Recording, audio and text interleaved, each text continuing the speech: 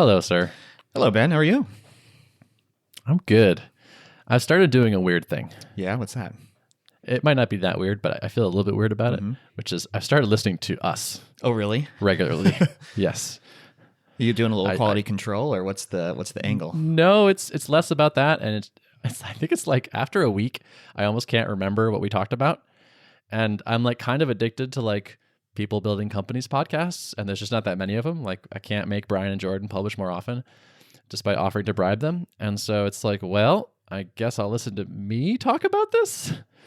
I've forgotten so much by the time that I listen to it. It's almost like a new experience. I used to listen to us more back in the days when I was like more apprehensive about my own ability on the mic, and like I would listen back and tear apart every sentence I said and try to figure out how I can do better. It was not good.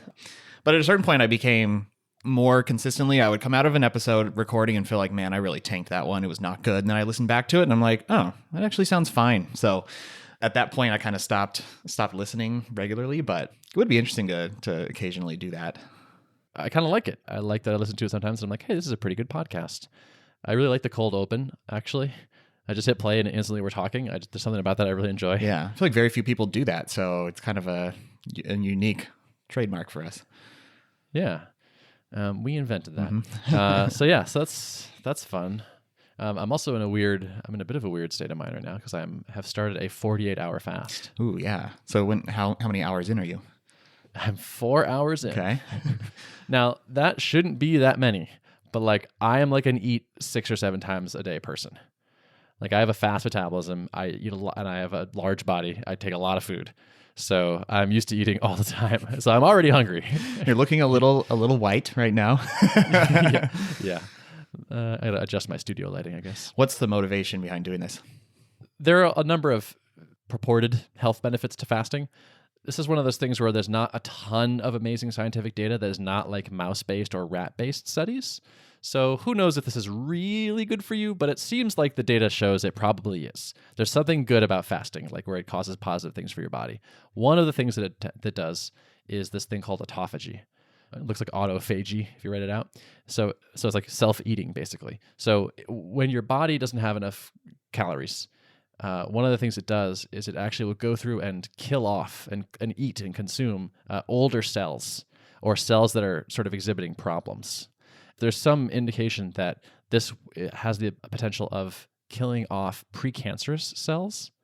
So cells that might turn into cancer because they're sort of like cancer comes from a cell that is broken, like has like DNA damage and doesn't know how to stop dividing. And so a cell can sort of exist in this precancerous state where it's not doing that yet, but it might because it's kind of broken. And so there's some indication that autophagy can occur when you fast long enough, and you might be able to sort of clean out those cells and prevent them from developing. So you're just kicking off the garbage collector, basically. That's kind of it, yeah. Yeah, and so it's kind of like a cleanse, but actually it kind of actually works. Like cleanses are garbage, like bullshit, totally nonsense. But this actually appears to be something that's good. I'm pretty healthy, and so like I'm probably not gonna get heart disease because I get enough exercise. But cancer is always just like one of those things that can just randomly just show up and just kill you. And so I don't want to get cancer. And so I'm going to try to not get cancer. Because I know some people do like intermittent fasting, right? And I guess that's a more frequent cadence and shorter periods. And so why this longer 48 hours as opposed to like a shorter stint? So you trigger a little bit of autophagy after like a 16-hour fast, which is pretty common for intermittent fasting, but it doesn't really ramp up until later on. So like I think you hit max autophagy actually like 72 hours. So to really get it going, you need to do it for longer. 48 is more than 16. You get more of it. So I've done 24 hours. And so this kind of felt like level 2. Like I'll try the 2 days and see how that goes. So part of it is autophagy, but part of it is literally just like, what is it like to not eat for 2 days? Like, what does that feel like? Like, I'm just kind of curious. I just want to know how much it sucks. Yeah, I would be very hangry, I think. Yeah, it's going to be a little rough. It's going to be rough. Like fasting makes you realize how habitually you eat, where it's like I had to put like a twist tie on my snack cabinet to remind me, like, don't just grab something, because I like right before this I was like, ooh, I'm a little bit hungry, like what can I grab? Like grab some nuts or grab some whatever. I was like, nope, And so and there's just like so many social things and whatnot. It's just like it's all about putting calories in our body. So I'm interested to see what the arc of your like energy levels looks like after this. Cause I know for me, like I will be especially hungry if I've had a very like mentally taxing morning. I'll notice like I'm ravenous by like 11 a.m. And then other mornings where it's like been kind of less productive or more menial work. It's like, I don't seem to be that hungry. So there seems to be like a correlation for me in like how hungry I am and the amount of like mental output. And so I'm wondering like, yeah, I mean, your brain is an incredibly expensive organ to run. Yeah, right. So if you're running it fast like that, just eats up tons of fuel. I don't know the science that well on this, but there is this process called ketosis, where you move from, generally your body would rather burn glucose for fuel, which you get from food. But if you stop eating for long enough or eat a certain diet, your body will switch to ketosis, where it burns fat for fuel. And that's, it's like its backup system where it doesn't really want to do it. It would rather not because it's kind of more hard or something. And so I think like people have pretty commonly reported like they're really hungry for a while and then they kind of, it fades after a day or two and they feel a little bit less hungry and they also feel more mentally alert. Where at first your body is like, you don't have enough fuel to run the brain because you're used to processing glucose and none's coming in, but then your body starts to kick off ketosis and suddenly you have, fuel now to run the brain again. And also like you as an evolutionary adaptation, if you start to get hungry, if you start to starve, your body actually kicks into high gear. Like it's like, all right, there's no food. We got to figure this out or we're going to die. This is a priority one problem. Like, let's go. People actually report like better mental clarity and acuity like while fasting because of that. Interesting. Yeah, I imagine there's a phase after like my 11 a.m. like starving where like if I just push beyond that, there's probably a whole bunch of like experience that I've never actually had because I always just eat, Exactly. Yeah. And I did experience that where I was very hungry and then it would go away and it would kind of come back and the fantasies would start. Yep. Food fantasy. So I'm curious to see what happens post 24 because like I don't know like what happens on that like second night of sleep. What's that like? And then I wake up in the morning and again it's like I'm just curious. I think it's gonna be interesting. Yeah. Well, definitely report back. I will.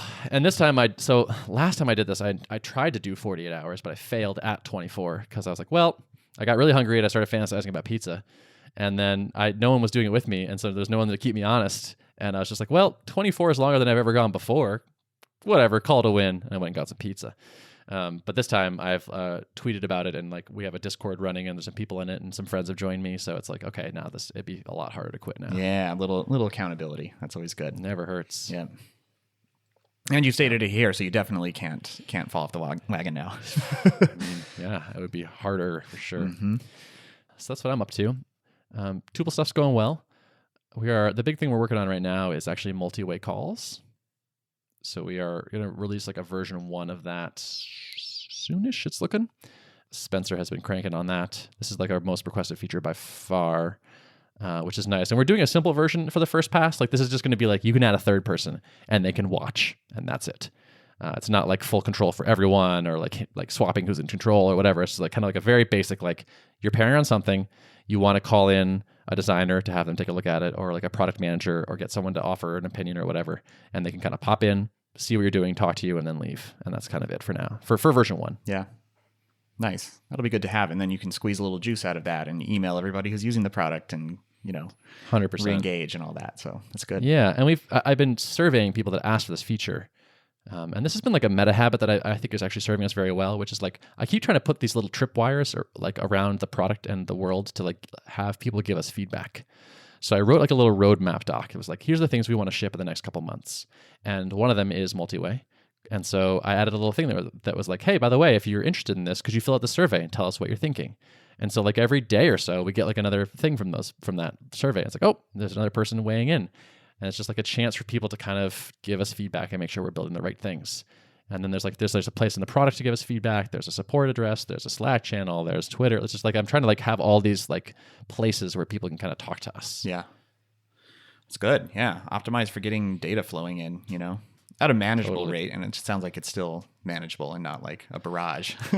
It's not quite a barrage yet. Yeah, but it's nice. Like my inbox is like people filling out our customer development survey as they join the mailing list, or people filling out that multi-way call survey or support request or whatever. And it's just nice. I feel like I have like this sort of steady drumbeat of like feedback and customer words coming into my life, and I kind of can like let it pass through me.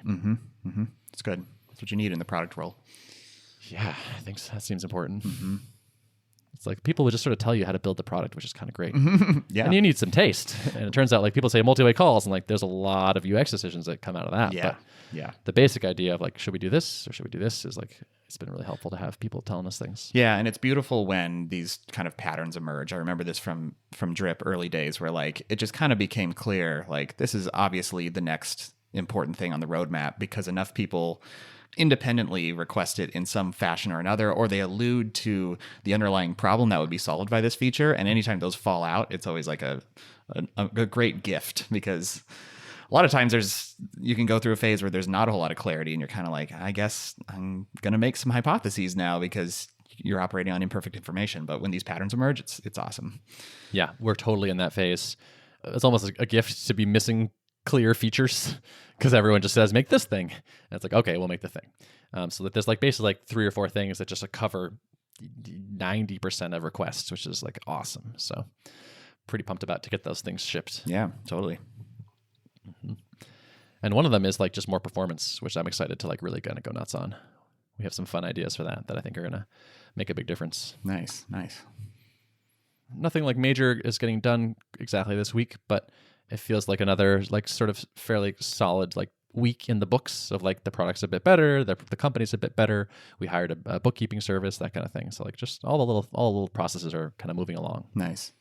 Now, I think we talked offline about you potentially setting a launch date. Is that public information yet, or are you ready to state it? So no, I'm not even sure we're going to set a public launch date yet. I actually had a call with Adam this morning talking about potential strategies of like, on the one end is like fully self-service, totally launched, everyone can use it. And the other end is like, keeping more like what we're doing where there's some sort of like throttling and manual intervention and decision-making and whatnot. And we came up with some things that I think are kind of interesting in middle grounds. There is a lot of value actually into having, and you sort of may have built a company around this, to capturing people's email addresses when they're on your website. If I have a buy button on the website, 1% of people will buy, and the 99% might never see again. But if I have a, like sign up for the invite list thing, maybe 10% or 15% of people will drop an email in there. And then still we'll get that 1% buying, but maybe it'll be 2% because I can send these people good things over time and they don't have to buy, but maybe once a month I'm like, hey, here's a cool pair programming article. Or, just like I can just building an email list is a good idea, he said, surprising no one. So I'm a little bit reluctant to give up that like people sort of joining our circle and being able to stay in touch with them to some degree. Right, because are you feeling like if you have just a buy button and there's not a free incentive built into that specific action for them to give you their email address and then make a buying decision? So you're wanting to basically keep a front up where you have to provide an email address, then you can maybe be given the option to buy. So there's a few motivations. One is like email addresses are useful. So if I can get them, that'd be good. 2 is it adds a little bit of exclusivity to it. I don't know if that's actually really worth that much, but like maybe this idea of like you don't quite get it right away helps a little bit in perception. I'm not sure. That might just be all nonsense. Also, because of the way we are doing the product where it's like there's not a free trial and there's like an upfront cost and whatnot, I think I'm going to have to sell people a little bit more than if there were. They could just like get going. And so being able to like maybe send them an email or 2 of like, here's some stuff that you might want to know about and think about and whatnot. And then that landing page doesn't have to do the full sales job all at once. That seems useful too. Yep. I think that's good to definitely like optimize for trying to get as many email addresses from drive-by visitors as you can, whether it's through kind of the drip approach in the early days was kind of the toaster widget, which is, I don't know, kind of gone up and down in fad and effectiveness, I feel like. Still an effective strategy for sure to have some kind of like free incentive or something like that to capture email addresses. But It's also very potent if you have to give an email address to even make it to the next step of potentially getting access to the product. That's Right. It's clear to me, actually, from people's survey responses that we sent of the survey we sent out to mailing list subscribers, that some of them are not interested in purchasing anytime soon, but they do actually want to stay in touch. They want to hear about when it launches. They want to hear about progress. So just having a buy button or go away means we would lose those people most likely. right. So no final decisions there, but that's something I'm thinking about. The idea of a launch date appeals. I don't know. I think we'll do that. I don't know. It's nice to draw a line and be like, okay, it forces us to sort of figure out scope and decide what's going to ship before, then, and after. And I like that slight pressure of the launch date, and having a sort of a splashy launch could lead to a really good sales day kind of thing. But I mean, we don't necessarily need those things, and so I'm trying to think about what the trade-off is.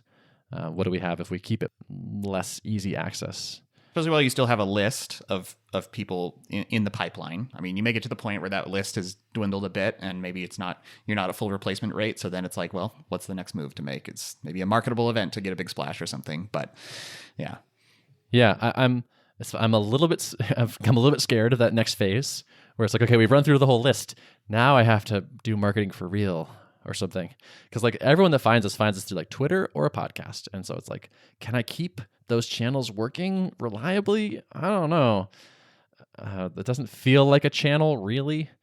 So it's like, do I have to go try ads or something, or conferences, or I don't know. I feel like that by the time you get to the point where your list is exhausted, you will hopefully have a good sense of where's the word of mouth coming from. Are you getting referrals? Does an affiliate program make sense? Is this the kind of product that works well for that kind of model, or is it paid acquisition?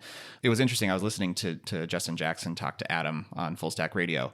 He's kind of talking about his two phases for Transistor, starting out obviously with his personal audience and getting as much exposure and splash from that. And then, things just kind of start, word of mouth engine sort of begins to crank up, and then that leads to other opportunities, and they ultimately end up going, heavy down the affiliate route because so many people are just kind of referring platforms to their friends and stuff like that. But you'll get more information about that once you get deeper into having more people exposed to the product.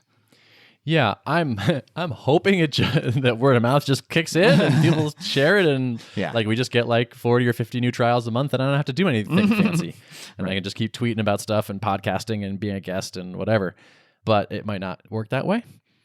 It makes me a little bit nervous, but also it's just another problem to go solve, and I'll talk to people that are good at it and get some ideas and test some things and figure it out every other thing that we've had to figure out. So it doesn't have to be a big scary thing. I think I'm playing it up in my head a little bit right now. But we'll figure it out, probably. Yep. Well, that's the art of building a product. It sure is. It's part of it. One of the many arts that you need to actually make a company. Yep. And not just a product. Yeah, exactly. It should be the art of companies. Mm-hmm. Mm-hmm. We should rebrand this podcast. The art of companies. Mm-hmm. Nice. Cool. Yeah, so what's up with you? Yeah, so I did a launch. Hey. Tell me about it. Yeah, so all the details, please. So I did, a batch of 500 people, as I'd mentioned before. I basically sent an email on, it was on Thursday before Easter weekend. So holiday weekend for a lot of people, right? And I also talked about this a little bit on the last podcast that I gave myself about a week to get my tasks done. And then I was like, well, actually, I need to be getting on this early in the week, lest I invite people to try out a new product on Friday, which would not be good. So I decided to send basically a warm-up email on Thursday, letting people know that here's a reminder of what level is in case you've forgotten, and here's why you should care about it, and here's some high-level points about what the product does, some key features of it, and a little screenshot of what it looks like, just to whet people's appetite a little bit, and then let them know that their access is coming on Monday, and so to look out for more details. And so did that, and then on Monday sent the invite email. How did you pick the 500? I skewed it towards a more recent group of people who got on the list. And I kind of debated this, is this unfair to skew towards this group of people? But I don't feel like there's a right or wrong way to do this. And for me, I really wanted to optimize for a group of people that had hopefully not forgotten totally about what level was. So just I can kind of get some early data that is not also skewed by the fact that they've just been on the list for a while and maybe, forgotten a bit about why they joined the list. we'll see moving forward if I end up flipping back to hitting older parts of the list or if I just keep going down in reverse order or what I do. But for this one, I wanted to start out that way. Yeah, I sent out the email on Monday and got a pretty decent open rate on that. I think somewhere around 70%. So of those, I kind of have a mini funnel with some metrics. So of the 500, 182 people created their user account. And it's sort of a two-step process when you create a level account today. First step is put in your email address, your name, and your username, and a password, and that creates your user account. And that's always free to have. You can, similar to like having a GitHub account or something, you can just have a level user account. And then from there, it automatically drops you into a demo account with some scaffolded data so you can poke around, see what the product's all about, get a feel for how posts and replies look and what the notification settings look like and so on. And I have a few guiding intro posts in there. So the first thing you see is like a welcome to your demo team. Have a look around. Here's some things you should look for. When you're ready, click this link to create your own team. It's an interesting onboarding approach. Yeah. What do you think about that? That's kind of cool. It sounds good. Yeah. I hate those tooltip things. Mm-hmm. That's terrible. Yeah. But I feel like looking at an example is like a really good learning technique anyway, like teaching technique. Yeah. Yeah. I feel like people are like in all the sessions I've observed in Full Story, people click around a bunch. Like the first thing they do is just start clicking everything in the sidebar, clicking around.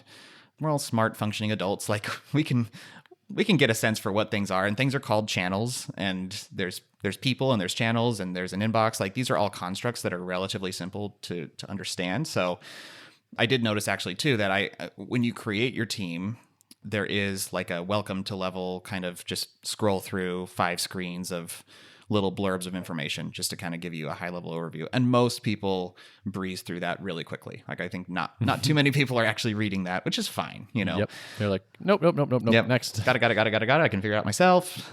So yeah, exactly. That's fascinating. I mean, sounds right. Not surprising to me, you know. Yeah. So my carefully crafted words. Mm-hmm. I tried to pack. I tried to pack as much like value into the headlines, so it's like big bold text on each one, and then like a sentence under it. And so even if I can get like fragments of the headlines into their brain, that's good. Yeah, I'm wondering if like as they click around, do you think they're getting a sense for like how level is different?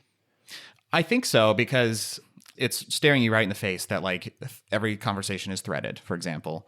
And then the fact that there's an inbox versus a feed of everything, you know, I think if people read my little blurb of text in the intro post, they'll kind of get that nuance. If not, maybe they'll kind of absorb it just naturally, like, oh, there are fewer things in this queue than there are in this feed. Like, I wonder why that is. And then they can kind of dig deeper if they don't automatically figure it out.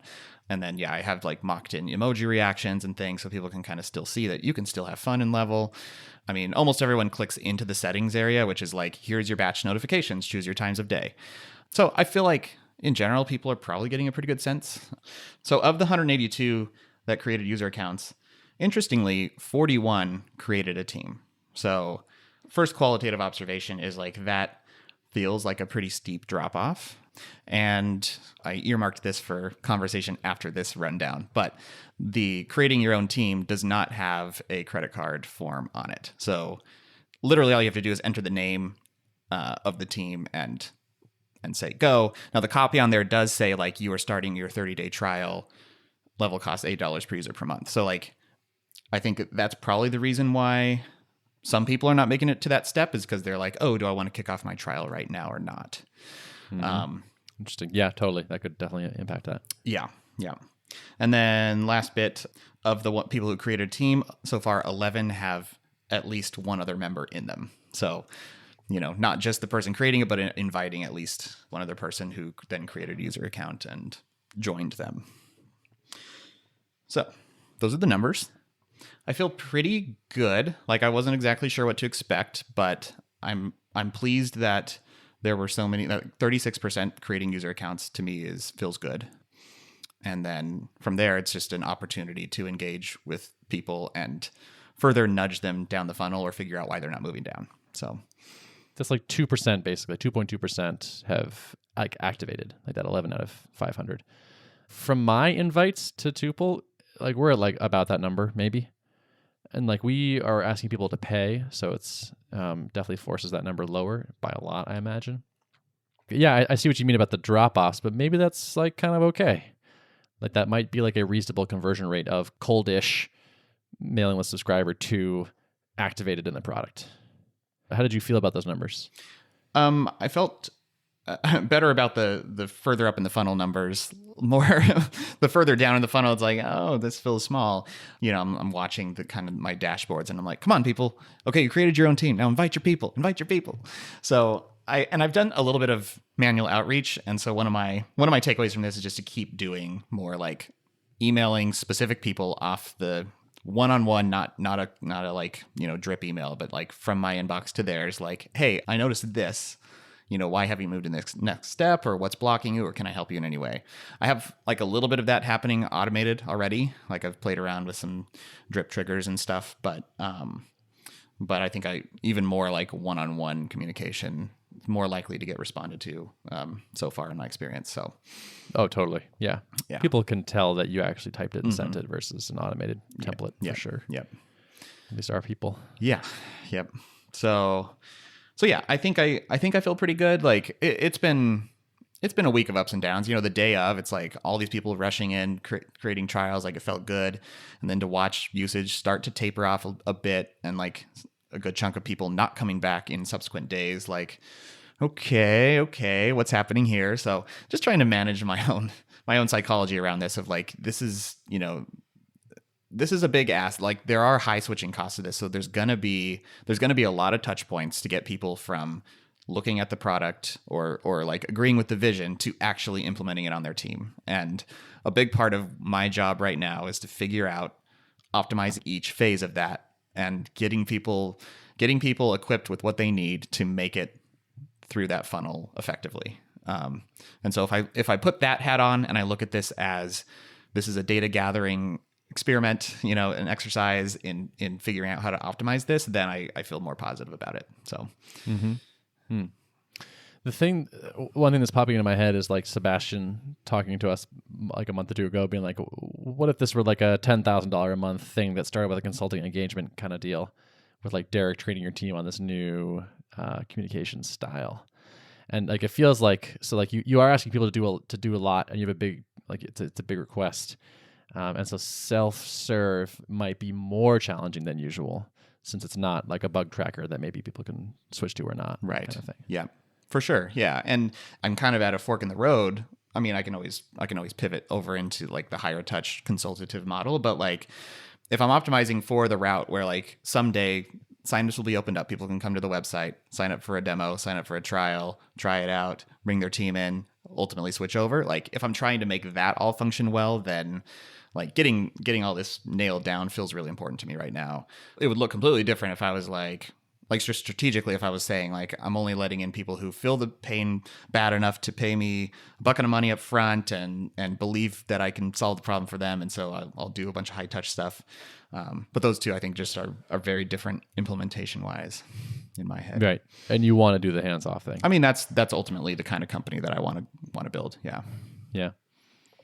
Have you been getting feedback from people, like the big drop for like the user to not creating a team? Like, have you heard from people like reasons that make sense to you that sound plausible? Yeah. So I've gotten back a handful of like, oh, I'm just a developer on the team, really love the product. We're not in a position to adopt it, which is totally expected.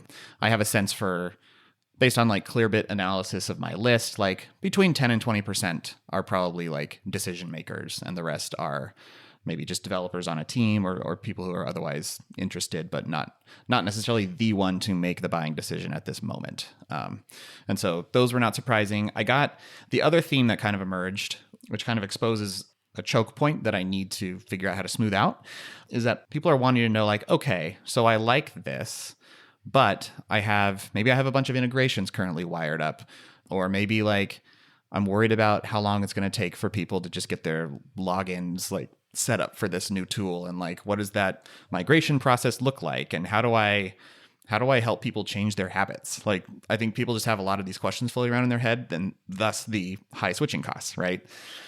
And so I don't really have today like great guidance on that.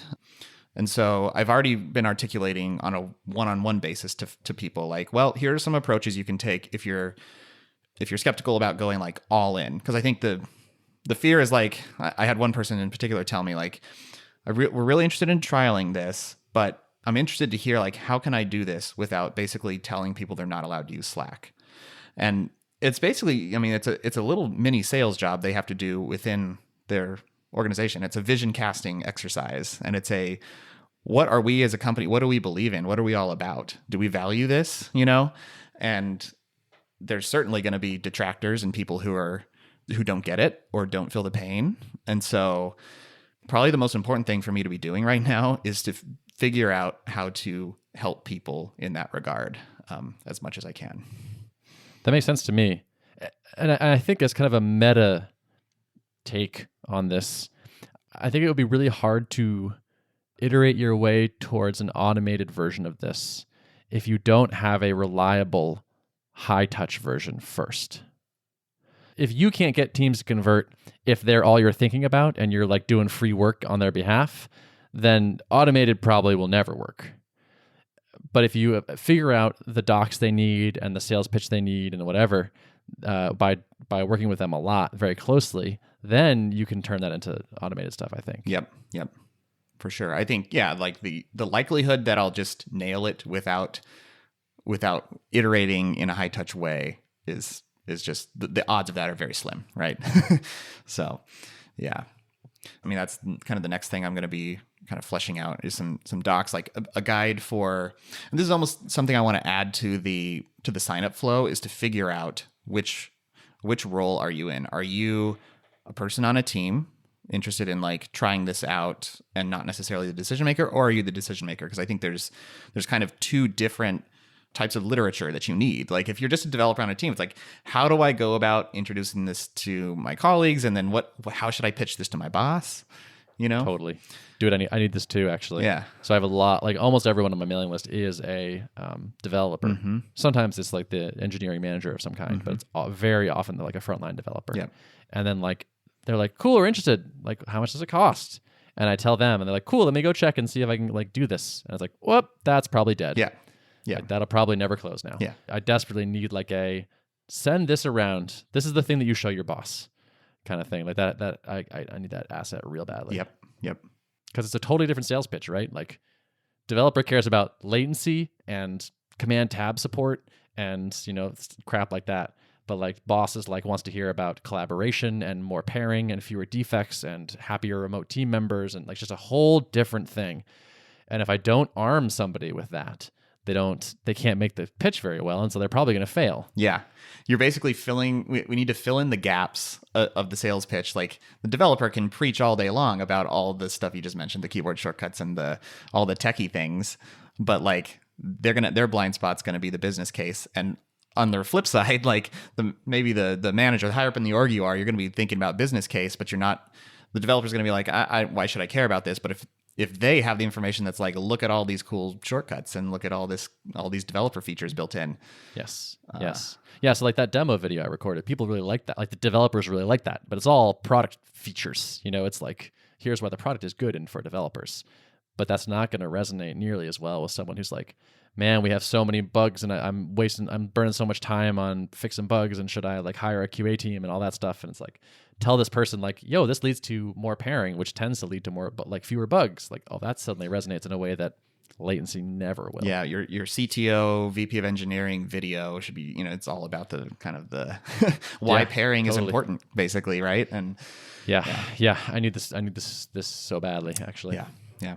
It's good stuff. Yeah, that's becoming increasingly clear to me. I'm still in the sales like pipeline with people basically, and I can just tell like when someone comes in and they're already like a management person, it tends to work. They tend to like say, okay, yeah, we're gonna try it. Here we go. Let's pay. But like when it starts as a developer, I'm actually pretty bad at like closing those, and I think I know why, or at least this will definitely help. Mm-hmm. For sure, I think so. Those are sort of my two priorities right now. Coming out of this is like working on some of this, an early version of this documentation for kind of both parties, and just more manual outreach to figure out, well, what are the choke points? What are the blockers for people? And at this point, just trying to get information. It's so hard to get people to engage, which is frustrating in this role. But I'm sure I'm guilty of it too. I get, emails from product people, and I will admit I'm not always great at replying to them, but it's what we need. So they might reply more if you charged them. Right. Yeah. Okay. We'll get there. Okay. All right. All right. So yeah, any other thoughts on this before we dive into the No, credit card? I'm ready. All right. Okay, so I came prepared because I knew that Ben Pricing Orenstein would would have probably some strong opinions on this. So I wanted to make sure my logic was sound. And who knows, maybe it's not, but we'll see.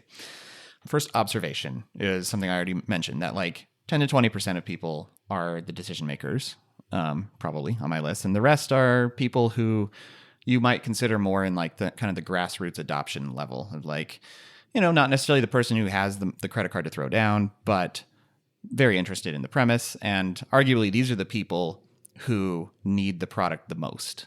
The makers. There is obviously a business case to make, like for the, for a management tier, it's like your makers should not be disrupted all day long. Like there's a business case for that. But I would still argue that the makers feel the pain the most when managers are happily interrupting each other all day long because they don't care. Their days are chopped up. Meanwhile, the makers are suffering, right? So it's like they're gonna be the ones that feel it the most. Okay. So first question that leads me to ask is like, do I care about excluding that group of people from getting their hands on the product? Because I'm trying to envision like how many random, developer on a team will hit the trial sign up page and be willing to throw down their personal credit card or try to like ask their boss for the company card to do this trial credit card upfront trial. My gut's telling me very few are willing to do that. Okay. Yeah, that's probably true. Okay. And so then my next question is like, do I believe that level's going to actually gain traction from the grassroots level or from a more top-down approach? Like, is it going to be the management tier saying like, we need this, we have the credit card in our hand, I'm willing to throw it down and do a trial with my team? Or is it going to come from, potentially some developers saying like, hey, I'm trying out this new tool. Hey, guy next to me, like, look at this. Oh, that looks really cool. And if they're armed with their information and their brochure or whatever, like whatever collateral they need to potentially pitch this to their boss, like, is that the mechanism by which level will start to take hold? I know what my gut's telling me is that grassroots will be important. And I think indications suggest that like that's how Slack gained a lot of traction in the early days, was not from necessarily a manager saying like, we need this on our team, but from developers just like using it. To me, putting a credit card form on the trial sign up is restrictive and is kind of counter to the letting the grassroots folks get their hands on a trial of the product and inviting their teammates in. Thoughts? That seems like a reasonably sound argument. It doesn't feel clearly wrong to me. There are lots of apps that do free trials and plenty with no credit card because they want to encourage people to experience the product and have a good experience and then worry about paying for it later. So I don't know that I disagree with that, but I will just throw out some of the thoughts I had while I was listening to it. So one is that you have this drop off from like creating user account to creating a team. So at the end of the day, you start with 500 and then 41 people created a team. It could be that if you required even a free trial, but with a credit card up front, it could be that you would still end up with like 40 teams kind of thing, where like you would lose all those 140 people that like made an account and clicked around for 3 minutes and then left. None of those people would be still there or would be in that cohort perhaps. But you might still end up with, a couple dozen teams possibly that are maybe now a little bit more likely to keep going and like get to the like, okay, well, we're going to get charged for this. And so we're over the bar a little bit. So maybe we'll invite the other team members and blah, blah. But I don't know that that's true. I don't feel super strongly that this is like a clearly better approach. Yeah. Honestly. Yeah. And I mean, I think it's been hammered into me so much that like credit card up front or even better money up front is the way to go. It's been a difficult exercise for me to actually feel confident in saying like, I don't think that's the right move. Like, and my gut has told me that for a while, but I'm like, is this just me leaning towards too far in the direction of like fear around putting a credit card form blocker? But I don't think it's fear driven. I mean, I think the logic makes sense to me that like at the phase I'm in, I'm actively searching for, who are the people that this resonates with the most. Because there's a lot of people, obviously, because of the handle reservations, who are intrigued by the premise. They've read the manifesto. They agree with some or all of the parts of it. But who out of that group is actually going to be willing to switch over? I can't say for sure I know what that persona is going to look like. Like, I also look at it from the angle of what is it costing me to have more people getting their hands on the product? And to me, like, the potential costs that stand out are load on the servers. Like, I could run into a scaling challenge early on that's negligible at this point. Or like support load, maybe a bunch of people asking questions when they never intend to pay.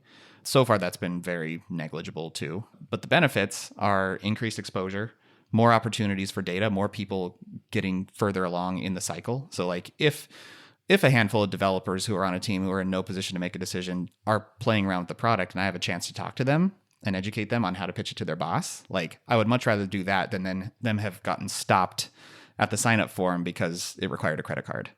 I just feel like this is kicking the serendipity engine in a little bit, where like you just by getting more exposure and more hands on the product, like maybe it's not right for these people, but then they'll tell someone else about it who is a decision maker, and then they'll get interested by it, or someone will look over their shoulder when they're, sitting in their co-working space or whatever, Mm-hmm. Yep. You have to get them to pay at some point. This is maybe like okay for sort of now, and it's like try it out and see what happens and get some good feedback and maybe tighten up your funnel a lot or learn some really useful things. But at the end of the day, you're going to have to get the payment. And so the biggest weakness of this approach is that it doesn't really answer the question like, will people pay for this yet? It pushes that data further right out. And so that's actually the last bullet I had written down is like, I make it clear that level will cost money. And so if you do sign up for a trial, invite people in, and you actually start using it in that 30-day span, like I feel like there's a pretty good chance you're not gonna bail on it since when you signed up, it's like, no, this will cost money. This is not a free thing. And if you're continuing to use it, then like I feel like you're likely to pay. That's one thing. But also like, is it a top concern of mine to validate that people are willing to pay for the communication tool that drives all their internal communication? Like, I feel like in the grand scheme, that is pretty well validated by a very large market, maybe more than other tools where like, I don't know, I'm building some esoteric take on project management. Will people pay for this angle that I'm taking? And maybe that's more uncertain. I don't know. I feel like this is fairly well validated that if people choose to adopt this as their tool that drives their internal communication, that I don't think there's necessarily concern that they won't pay. But given that you're not asking them to pay yet, I think what you really want to see is like a lot of engagement. Yeah. Like, are the 11 people that ended up inviting other team members, are they still using it? There's moderate usage, but no one has like fully onboarded, I would say. No. Yeah. Because I feel like you can like freemium grassroots kind of build up wow, this is so good. We're all using this. We're spending some social capital. Like, we're going to eventually pay for this for sure. That is a valid angle on this thing. But only if like when people start trying it, they're like, oh my God, yeah, this is it. We got to use this. Yeah. Right. But I think it's good information for me to know that like if 11 make it in unencumbered, like have at it, go ahead and start using this with your team. I haven't required you to put a credit card on. Like there's very low barriers to getting in and trying this out. And if even under those circumstances, it's not biting, then I need to figure that out. That needs to be fixed. But I don't know if restricting the amount of data I have to maybe it would be 2 people that make it to that stage if I had a credit card up front. Now I only have data from 2. And is that data better than the data from the 11? Like, I don't know. I feel like regardless of whether you put your card on file, if you're in the app and you've invited at least one person and you're not getting on, like I would rather have more people in that position than fewer. If I'm trying to figure out how to fix that, what do people need to get it past that point? So that's my rationale. Mm-hmm. Yeah, sounds plausible. I guess the thing I like about the charging is that the danger I feel like is, yep, we totally agree this is a problem. Yeah, we're not going to fix it. Like I think there's a lot of problems like that in the business world where it's like everyone like gets all excited about, yeah, this is garbage. I hate this. You're right. And then you're like, great, I made a thing to fix it. And you're like, oh, well, yeah, but I actually have other things to do. It's actually kind of fine. and like you're right, but like and so like getting people to like getting a little further on where it's like, is this a business problem that businesses will pay money to solve? It's maybe just that it's just not. And so charging people helps you, like, gets you a little bit further, or like a more stark answer, I guess. I guess it speeds up the process, because I feel like if this cohort makes it through 30 days, all the trials have expired, and I can look at the numbers from that will get me the same information. Like if nobody converts, and I've given them even more opportunity, dropped the barriers to make their best run at getting onboarded onto the product. And by the end of 30 days, if they're not onboarded, I feel like I have the same information as if I had chopped off a chunk of people or disqualified a chunk of people because they didn't have a card to put on file.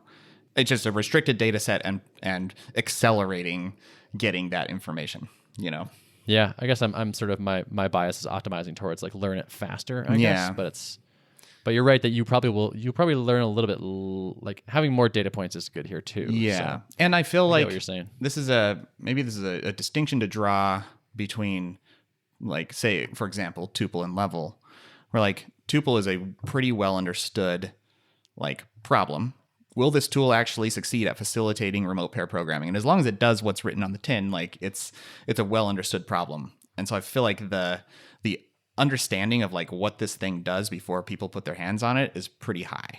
And so I feel like to ask someone to just say like, no, we're serious. We're actually doing this thing that you already understand and pay me money for it. Like that feels like a much more feasible ask than me saying like, oh no, I'm asking you basically to consider switching off of the tool that runs all of your team communication with this interesting new take on less distractive stuff. And people are like, cool, really interested to look at it. I'm curious to see how you've approached it. Like that's the kind of feedback I get. I don't know how often you hear like, I'm curious to hear how you've approached this pair programming tool. Like I'm sure there's some, but not a whole lot of like curiosity around your novel approach. And so because of that, there's inherent skepticism in people who are interested in level. And I think a big way to mitigate that is by letting people try it. So that's my hypothesis, at least for now. Okay. So is your plan to try to get more data and then invite another cohort in and see what happens? Yeah, so I actually fired off another warm-up email to another 500 today. So I will be repeating and refining a bit kind of the automated emails and just a few of the details that I feel like could have been better and gather more data. Cool. Sounds good. Yeah. Well, should we wrap it? Yeah, let's wrap it. Show notes? Show notes can be found at artofproductpodcast.com. Awesome. Thanks for listening. See ya. Bye.